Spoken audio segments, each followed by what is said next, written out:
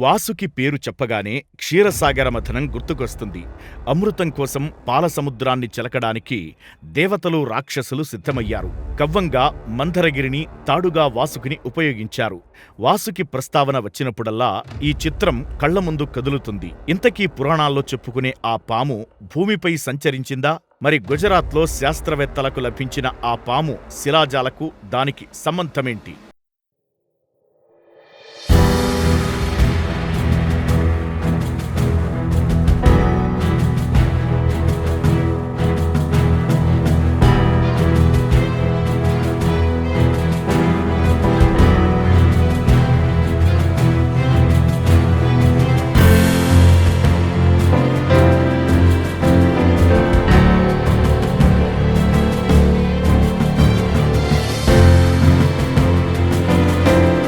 అసలు దానికి వాసుకి అన్న పేరు ఎందుకు పెట్టారు?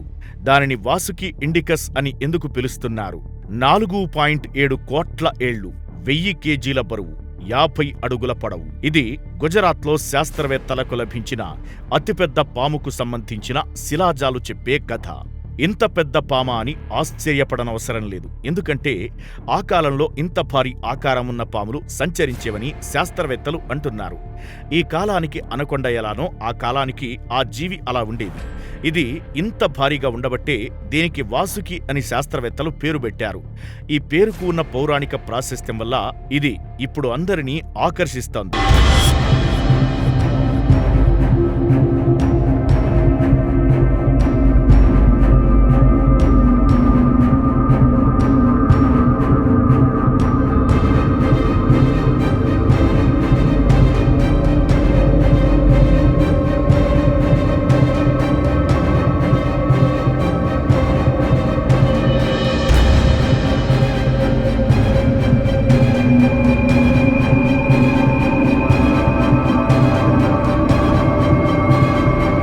గుజరాత్లోని కచ్లో లభించిన శిలాజాలపై ఐఐటి రూర్కీ జరిపిన పరిశోధనలో ఆసక్తికర అంశాలు వెలుగులోకి వచ్చాయి. సైంటిఫిక్ రిపోర్ట్స్ అనే జర్నల్లో ఇందుకు సంబంధించిన వివరాలు ప్రచురితమయ్యాయి. పనాంద్రో లిగ్నైట్ మైన్లో దొరికిన 27 ఎముకలు ప్రపంచంలోనే అతిపెద్ద పాము వెన్నెముకకు చెందినవని పరిశోధకులు గుర్తించారు. ఈ పాము దాదాపుగా 11 నుంచి 15 మీటర్ల వరకు ఉండవచ్చని వీరు భావిస్తున్నారు. ఇది ప్రపంచంలో ఇప్పటివరకు అతిపెద్ద పాముగా గుర్తింపు పొందిన టైటానోబోవాను పోలి ఉందని తెలిపారు. భారీ సైజులో ఉన్నందున ఈ పాము కూడా అనకొండలా మెల్లిగా కదలగలిగేదని భావిస్తున్నారు. పరిశోధకులు ఈ పాముకు శివుడి మెడలోని పాము పేరైన వాసుకి కలిసి వచ్చేలా వాసుకి ఇండికస్ అని పేరు పెట్టారు.